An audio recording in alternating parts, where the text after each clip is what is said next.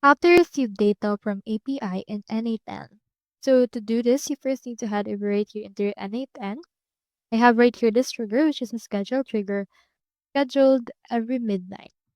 So since I want to receive data from API, click on this plus icon, click on the search and search right here for HTTP.